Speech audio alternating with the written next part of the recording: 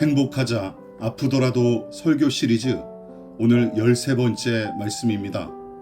오늘은 구약 성경 시편 119편 49절부터 57절 말씀까지 이 말씀을 가지고 함께 은혜를 나누도록 하겠습니다.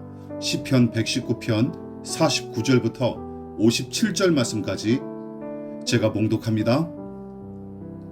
주의 종에게 하신 말씀을 기억하소서. 주께서 내게 소망을 가지게 하셨나이다. 이 말씀은 나의 고난 중의 위로라. 주의 말씀이 나를 살리셨기 때문이니이다. 교만한 자들이 나를 심히 조롱하였어도 나는 주의 법을 떠나지 아니하였나이다. 여호와여, 주의 옛 규례들을 내가 기억하고 스스로 위로하였나이다. 주의 율법을 버린 악인들로 말미암아 내가 맹렬한 분노에 사로잡혔나이다. 내가 나그네 된 집에서 주의 율례들이 나의 노래가 되었나이다. 여호와여, 내가 밤에 주의 이름을 기억하고 주의 법을 지켰나이다. 내 소유는 이것이니 곧 주의 법도들을 지킨 것이니이다. 여호와는 나의 분깃이시니 나는 주의 말씀을 지키리라 하였나이다. 오늘은 행복하자 아프더라도 설교 시리즈 13번째 설교이자 가난의 고통에 직면할 때라는 제목으로 4번째 말씀을 함께 은혜를 나누도록 하겠습니다. 지금까지 12번에 걸쳐 고통의 문제로 씨름하는 믿음의 사람들을 위한 메시지를 전했습니다.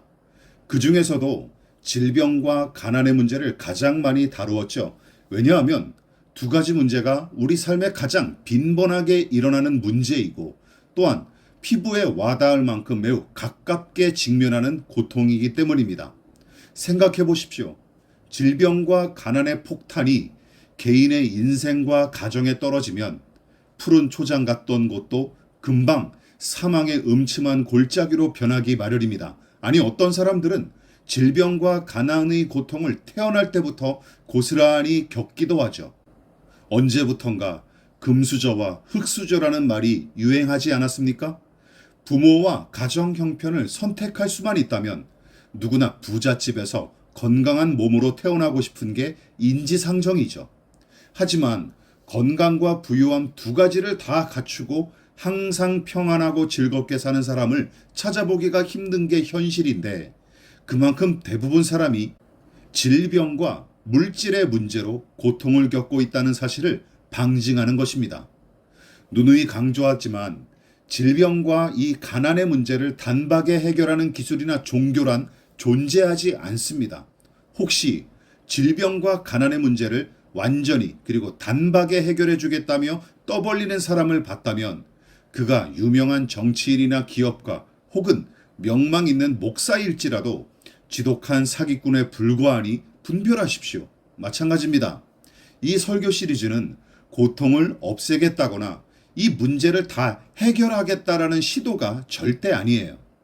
질병에 시달리는 사람을 어떻게 고치는지 가르치려고 의도한 설교가 아닙니다. 병 걸려서 아프면 목사부터 찾지 말고 얼른 병원에 가서 의사에게 진료를 받으십시오. 건전한 믿음의 사람이라면 치유와 회복을 놓고 기도하되 하나님께서 허락하신 인간의 지성과 과학기술을 무시해서도 안 됩니다. 가난과 궁핍의 문제도 마찬가지예요. 당연히 기도로 하나님의 도움을 구해야 마땅하지만 스스로 불성실하고 나태하지 않았는지 돌아봐야 마땅합니다. 또한 일확천금을 노려서 불법을 저지르거나 요행을 바라서 투기를 일삼는 대가로 재산상의 손해를 입은 경우도 마찬가지죠. 무엇보다 신앙만 앞세워서 해결해 주십사 기도만 하지 말고 가계의 재정을 건전하게 운용하도록 전문가의 도움도 필요한 것이죠. 그러므로 이 설교는 가난의 문제를 해결해서 부자가 되자는 게 목적이 아니고 그럴 수도 없습니다.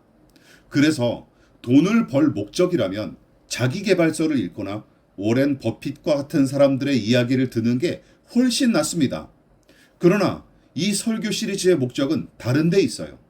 신자나 불신자나 누구나 예외 없이 고난을 겪고 그 때문에 고통스러워하는 것은 당연하죠.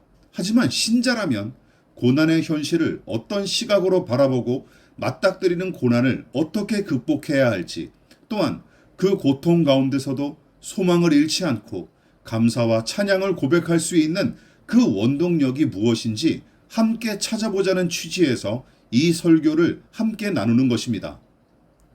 그런 면에서 시편 119편은 참 독특한 성경입니다.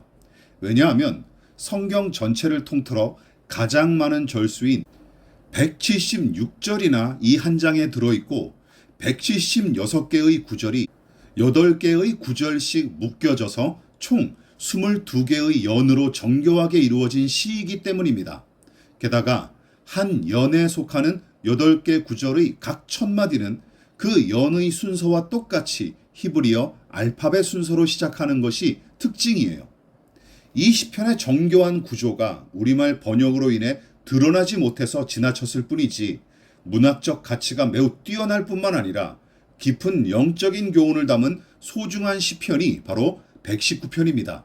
무엇보다 이 시편은 율법, 즉 하나님의 말씀에 관한 심도 있는 고백과 다양한 이해를 엿볼 수 있어서 매우 중요하죠. 다시 말해 하나님의 말씀이 어떤 의의를 지니는지, 또한 그 말씀이 믿는 자들에게 어떤 효력을 미치고 그 가치가 어떠한지 엿볼 수 있는 시편이 바로 시편 119편입니다. 물론 성경 전체가 삼위 하나님의 영광과 성품을 나타내고 타락한 세상과 죄인의 실상을 적나라하게 고발하되 만물을 구원하여 새롭게 하시려는 하나님의 일하심을 내내 선포하고 있죠. 그러나 성경 각 권마다 주력하는 내용은 다릅니다. 세상과 사람의 창조, 인간의 타락은 창세기를 읽으면 유익하고, 모세 이야기는 출애굽기를 비롯한 모세오경에 가장 많이 기록되어 있습니다. 예수님에 관해 배우려면 요한복음을 비롯한 사복음서를 읽으십시오. 또한 하나님 나라와 종말의 때에 일어날 일을 알고 싶으면 신약의 요한계시록을 보시기 바랍니다. 또한 믿는 자가 겪는 고난의 문제에 관해서는 구약의 욥기서가 가장 적절하고, 처음 교회가 세워지는 과정을 살펴보려면 사도행전을 읽으십시오. 이처럼 하나님의 말씀에 관한 폭넓은 이해와 함께 깊은 교훈을 얻으려면 시편 119편을 깊이 그리고 되풀이해서 묵상해 보시기 바랍니다. 특히 본문은 하나님과 그분의 말씀을 향한 독특한 고백이 계속해서 등장해요. 여기 보면 이 시편을 고백한 사람이 하나님을 깊이 사랑하고 그분의 말씀을 매우 소중히 여겼다는 사실을 잘 알 수 있도록 표현된 것이 특징이에요. 우리가 읽은 그 본문의 내용을 간략하게 요약하면 다음과 같습니다. 49절은 소망을 주는 주의 말씀, 50절 고난 중의 위로가 되는 말씀, 51절 조롱을 받아도 지켜야 할 주의 법, 52절 기억하고 위로받을 주의 옛 규례, 53절 율법을 버린 악인들에 대한 분노와 진노, 54절 나의 노래가 되는 주의 율례와 그 말씀, 55절 밤에도 기억하고 지켜야 할 주의 법, 56절 주의 법도를 지키는 것이 나의 소유, 57절 여호와는 나의 분기심으로 내가 주의 법을 지킨다. 여러분은 이 시편을 어떻게 들으셨습니까? 저는 이 시가 상투적이고 기계적인 고백과는 거리가 멀게 느껴졌어요. 또한 다른 사람이 고백한 말을 고스란히 인용한 것도 아니었습니다. 시인이 직접 체험한 경험에서 우러나온 고백이 틀림없어요. 이 시인은 괴롭고 쓸쓸할 때 하나님의 말씀이 그를 위로하고 꿈꾸게 했답니다. 사람들이 야 누구나 다 그렇게 사는 거야 라고 시인을 조롱하며 빈정거릴 때도 그는 전혀 개의치 않고 주의 법을 지키며 살았다고 합니다. 오히려 하나님을 대적하는 자를 안타까워하며 말씀을 깎아내려는 자들에게 분노하고 있습니다. 또한 율법의 아름다움과 그 적확함, 그 능력을 소리 높여 노래할 뿐만 아니라 그 말씀으로 노래를 지어 불렀다고 하죠. 시인의 생각과 감정이 하나님의 말씀에 사로잡혀 있었음을 방증하는 구절이 연달아 이어지고 있습니다. 본문 말씀만 놓고 보더라도 시인의 신앙과 삶이 따로 떨어져 있지 않고 매우 밀접하게 연관되어 있음을 알 수 있어요. 신앙이 고상한 취미 생활이나 동아리 활동 정도가 아닌 것으로 기록되어 있습니다. 또한 하나님을 개인의 행복을 위한 발판 정도로 생각하지 않았어요. 본문을 보십시오. 편안하고 즐거울 때 하나님을 섬기고 지킬 만한 힘이 있을 때 당연히 말씀에 순종했답니다. 그뿐만이 아니에요. 칠흑같이 어두운 고난의 시절에도 하나님을 끝까지 신뢰했고 소망의 불이 꺼져가고 처절한 고독 속에 빠져들어갔을 때도 약속의 말씀을 지키고자 몸부림쳤다고 합니다. 그리고 흔한 사랑 이야기나 통속적인 노래가 아니라 하나님을 찬양하고 그 말씀의 가치를 노래했다라고 고백하고 있습니다. 무슨 노래를 좋아하고 자주 부르는 노래가 무엇인지 보면 지금 그 사람이 처한 처지나 심리 상태를 엿볼 수 있죠. 사랑에 빠진 사람은 사랑을 찬미하는 노래에 꽂힐 거고, 이별의 슬픔에 잠긴 사람은 이별 노래에 공감하면서 위로를 받기 마련 아닙니까? 하나님을 노래하는 일도 같은 이치예요. 하나님을 향한 사랑과 신뢰가 돈독할수록 그분을 높이고 기꺼이 노래할 수 있는 것입니다. 이 시를 쓴 시인은 하나님과 그 말씀에 사로잡혀 노래하고 기도했습니다. 자, 이제 오늘 설교의 주제와 직접 관련 있는 고백도 살펴보십시다. 하나님과 그 말씀은 시인의 위로와 소망이 되었고 어떤 처지에서도 목청껏 노래할 이유로 삼고 있어요. 또한 하나님과 그 말씀이 가장 중요한 그의 소유이자 가장 의지할 재산이라고 고백하고 있습니다. 56절과 57절을 볼까요? 내 소유는 이것이니 곧 주의 법도들을 지킨 것이니이다. 여호와는 나의 분깃이시니 나는 주의 말씀을 지키리라 하였나이다. 매우 적절하고 적확한 표현입니다. 주의 법도를 지킨 것이 자기가 소유한 재산이요 여호와 하나님이 자신의 분깃이랍니다. 분깃이란 말은 요즘 거의 사용하지 않는 말인데 사전은 재산의 한 몫으로 정의하고 있어요. 영어로는 목, 할당이라는 뜻의 포션으로 번역을 했습니다. 요즘 거의 사용하지 않는 말인데 성경에서 재산의 의미로 쓰는 단어가 여러 개가 있습니다. 그중 하나가 분깃이고 또 다른 하나가 기업이란 말이죠. 나의 영원하신 기업으로 시작하는 찬송가의 기업이라는 가사가 바로 그 의미를 담고 있습니다. 아무튼 성경을 읽다가 이것저것 잘 쓰지 않는 분깃이나 기업이라는 단어가 나오면 재산이나 유산 정도로 이해해도 무방합니다. 그런데 우리는 재산이라는 말을 떠올리면 대개 돈이나 돈이 될 만한 가치를 지닌 것만 먼저 생각하는데 더 넓은 의미로는 소중한 것을 가리키는 말로도 종종 쓰이는 것이죠. 물론 대부분 사람이 돈을 소중히 여기므로 재산하면 금방 돈을 떠올리는 게 자연스럽고 당연합니다. 그래서 재산이 많다고 하면 돈이 많은 거로 이해를 하죠. 다시 한번 말하지만 재산이란 가장 소중히 여기는 것을 가리키는 말이지 돈을 가리키는 말로만 쓰지는 않습니다. 그래서 어떤 사람은 건강을 재산으로 여기고 어떤 사람은 가족을 가장 소중히 여겨서 그것을 재산이라고 생각하죠. 혹은 취미로 모은 장난감이나 도서, 음반 등이 재산일 수도 있습니다. 결국 재산이란 가지고 있으면 든든해지고 넉넉한 마음을 갖게 하는 무언가를 가리키는 것이죠. 그리고 남에게 자랑하고 싶을 만큼 내가 좋아하고 소중히 여기는 것, 또한 다른 것이 부족할지라도 그것만 있으면 모든 것을 다 가진 것 같고 다른 모든 것을 갖췄을지라도 이것이 없으면 모든 것을 다 잃은 것과 다를 바 없다고 생각할 만한 것, 그것이 바로 재산이라고 할 수 있습니다. 그렇다면 본문을 노래한 시인에게 가장 중요한 재산은 무엇입니까? 그가 스스로 고백했듯이 하나님과 그 말씀이죠. 앞서 언급했던 내용을 대입해 보십시다. 그는 다른 어떤 것이 부족할지라도 하나님만 함께 하시면 넉넉함과 든든함을 느끼는 사람이었어요. 또한 돈이 없어서 가난하고 건강하지 못해서 아플지라도 하나님의 뜻을 따라 산다면 충분하다고 확신하는 사람만이 내 소유는 주의 법도를 지킨 것입니다. 라고 고백할 수 있습니다. 하나님이 나를 부자가 되게 하고 건강하게 해주셔서 그분을 사랑하고 그 은혜를 노래한다는 간증을 여러 차례 들어봤습니다.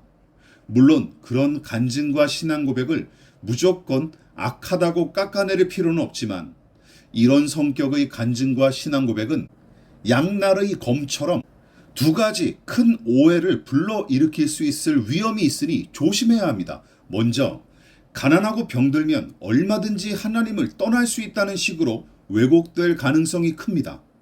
실제로 그런 이유로 신앙을 포기하는 사람들이 얼마나 많은지 모릅니다.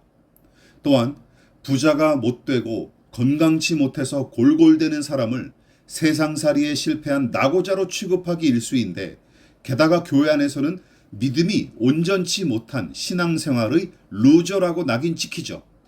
그야말로 세상과 교회 모든 곳에서 가난이 죄가 된 현실입니다. 그러나 진정한 믿음은 편안하고 부유할 때만이 아니라 가난할 때 그 진가를 발휘하고 신앙의 진실성이 바로 그때 판가름 나는 것이죠.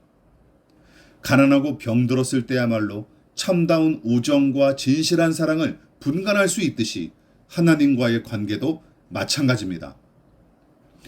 여러분, 성숙한 믿음의 사람들은 어떤 처지에 있든지 한결같이 하나님을 사랑하고 언제나 그 뜻을 따르고자 힘쓴 사람들이었습니다. 거기에 예외가 없습니다. 그들은 가난하고 병들었다고 함부로 신앙을 내팽개치지 않았습니다. 왜냐하면 자신의 건강이나 많은 돈보다 하나님이 더 소중했기 때문입니다. 가난하고 몸이 아프면 당연히 고통스러워했지만 하나님의 은혜 없이 사는 것보다는 낫다고 생각한 사람들이 바로 예수의 사람들, 하나님의 사람들이었어요. 그들은 비록 가난할지언정 하나님이 함께 하시고 그분이 베푸시는 은혜로 충분하다고 확신했던 사람들입니다. 여호와는 나의 목자시니 내게 부족함이 없으리로다 했던 다윗의 고백이 좋은 사례죠.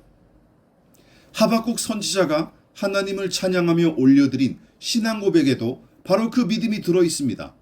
하박국 3장 17절부터 18절 말씀까지입니다.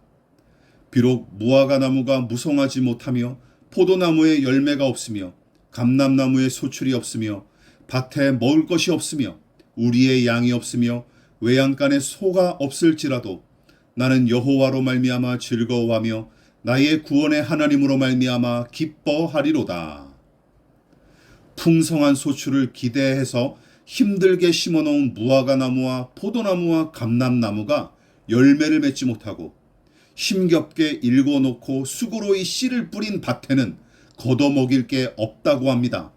게다가 큰 재산인 가축조차 다 잃어버린 처지라면 여러분은 본문의 이 시인처럼 제가 하나님 때문에 위로와 소망을 얻습니다.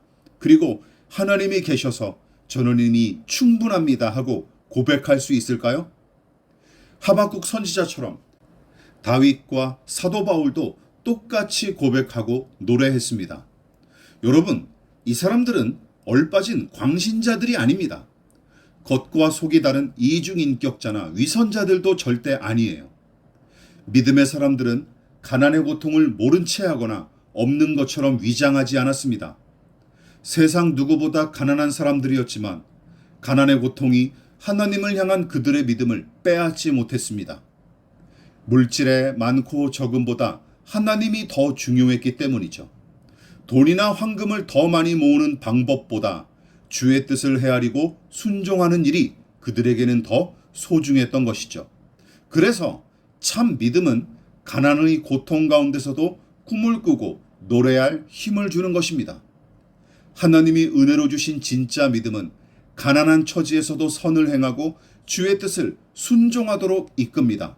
왜냐하면 믿음은 세상 모든 것보다 가장 귀한 것이 하나님과 그분의 뜻임을 깨닫도록 우리와 같은 죄인의 눈을 열어주기 때문이죠.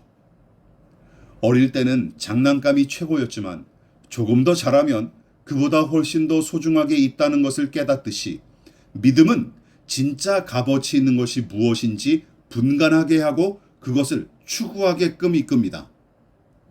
예수 이외에는 세상 모든 것을 배설물처럼 여긴다던 사도 바울의 고백도 바로 그 믿음 때문에 가능한 것이죠. 여러분, 아직도 나의 생명을 유지하고 생존을 보장하는 것이 돈이라고 믿으십니까? 여전히 돈이 있어야 무조건 행복할 수 있다고 믿으십니까?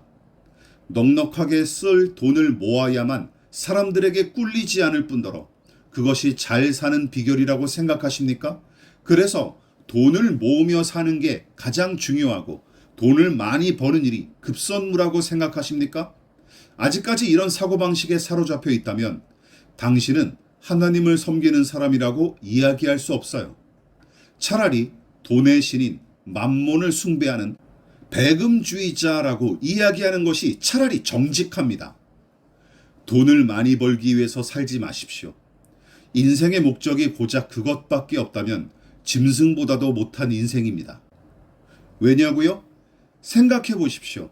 만족할 줄 모른 채 끊임없이 자신을 확대하고 계속해서 몸집을 불리면서 생존하는 생물을 굳이 찾자면 박테리아가 아니겠습니까? 맹목적으로 돈을 추구하기에 급급하다면 박테리아와 다를 바 없다고 봅니다. 그러나 오해하지는 마십시오. 저는 제가 아는 모든 사람들이 윤택하고 부유해졌으면 좋겠습니다. 가난의 고통이나 질병의 고통에 시달리지 않고 건강하게 윤택하게 살아가기를 매일 기도하고 있습니다. 그러나 불가항력적으로 다가오는 질병과 가난의 고통에 처해 있을 때 과연 우리는 어떤 모습으로 믿음을 지켜야 하는지, 과연 그리스도인은 어떻게 이 가난의 고통에 직면하며 살아가야 할지 생각해 보자는 것이죠. 저와 같은 목회자를 비롯한 우리 한결교회 교우들과 구독자 여러분, 모두가 어떤 처지와 형편에서도 하나님의 사람답게 그리스도 예수의 제자답게 믿음으로 살아낼 수 있기를 더 간절히 바라고 있습니다. 이 믿음을 살아내므로 우리가 섬기는 주인은 돈이 아니라 하나님이심을 우리 스스로 증명하십시다. 돈을 벌기 위해 혈안이 된 짐승이 되기보다 하나님의 나라와 그의 의를 구하는 예수의 제자임을 우리 스스로 증명하고 드러낼 수 있기를, 성령의 도우심을 힘입어 그 신앙을 구현할 수 있기를 진심으로 부탁을 드리겠습니다. 기도하겠습니다. 오늘 기도는 서성환 목사님의 가난하지만이라는 시집의 책 제목과 같은 시가 수록되어 있는데 그 시를 낭독하면서 마무리하도록 하겠습니다. 가난하지만 맞잡은 두 손에 힘을 더하여 사랑하게만 하소서. 가난하지만 우리 눈을 여사 하나님 나라 빛나는 꿈을 꾸게 하소서. 가난하지만 빵을 만들라는 유혹 앞에 의연한 지족하는 행복을 알게 하소서. 가난하지만 모든 것에 모든 것이셨으나 머리둘 곳도 없으셨던 그와 함께 있는 기쁨을 가지게 하소서. 가난하지만 아내와 자식들과 내게 맡겨진 호흡이 있는 모든 것을 사랑하는 아름다움을 누리게 하소서. 가난하지만 주로 말미암아 마음이 더욱 가난해져 심령 적빈의 자유로움을 갖게 하소서. 그때에 하늘나라 거기에 이루어지리이다. 아멘.